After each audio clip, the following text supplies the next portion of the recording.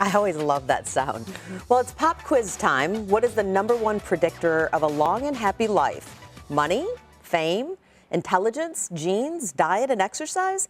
Several studies, including one conducted by Harvard researchers, have found the answer is our relationships and social interaction with others, as if you needed a reason to get out with the gals or find some time to spend with the fellas.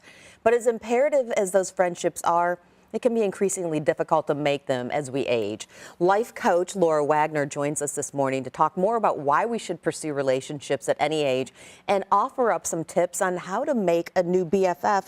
I do think that it is harder the older we are for a variety of reasons. Right. You and I were just talking, your daughter Olive, she's surrounded by people and will be from the time she is where she is now through college. So there's proximity that we have then, and we develop an intimacy because we're going through common experiences. And then as she grows and gets where you and I are, we're busy with family, career. It's hard to let outside people into our lives because our family's the priority, rightfully so. I have one of my dearest friends is actually going to be crafting with us in just a few moments. He was just in the dish, JD Dotson, but I also consider him family, so I'm excluding him from this. I am slowly, finally making new friends, taking my husband's lead because spending time with his friends, his family is a priority, so is his work and the other things he does, but that is important to him. And I need to make that more important to me, and he's encouraged me. So two of my new friends, Rebecca and Nancy, I mean you, we're slowly but surely, because it's important to me to take the time because they're willing to take the time. But Laura, let's take a look at some tips for how people, I posted on my Facebook page and it was unbelievable the number of people who want this information. Yes. How do I make friends 40s plus? So let's go ahead and start with our first tip here. Find your passion. How can that help? Yeah, go where your people are. That might be, for me, I think one of the best places to connect with people is a health club or a gym. If I like to be fit and work out, I go where people have that common interest, health.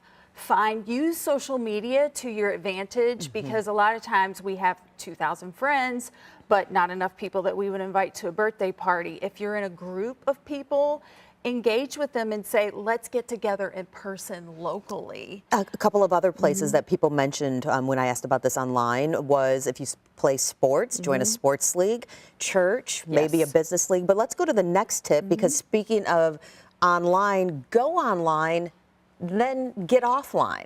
Exactly. I mean, the thing about social media is we think we are connected with people and we see what they're doing in their lives, but there's something that happens to the brain when we get offline and see people in person. Our brain literally changes, neurotransmitters, good chemicals that flood our body when we are in person with people. Okay, next tip, and I love this one. You need to give back to get back.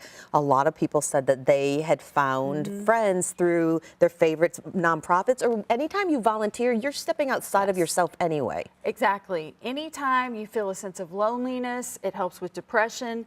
Go help someone else. It gets you outside of yourself.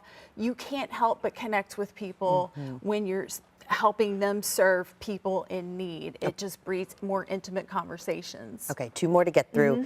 Make yourself vulnerable is the next one, and that can be hard. I mean, it is, but that is, if you want what you say you want, which is friendship, you need to step out there and reveal more of yourself. That doesn't mean you need to go into a TMI situation in a conversation, but reveal more than I live in this neighborhood. Definitely. Offer, and this is where I work, and this is why people want to know more. Okay, last one. Be a friend to make a friend. As I like to say, it's not all about you.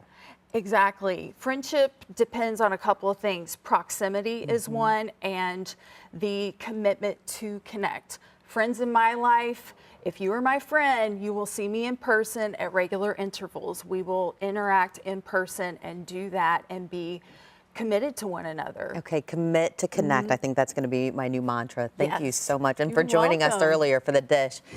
So thanks again to Laura for taking the time to join us and reminding us to get moving and be moved. You can boss up and change your life by connecting to Laura.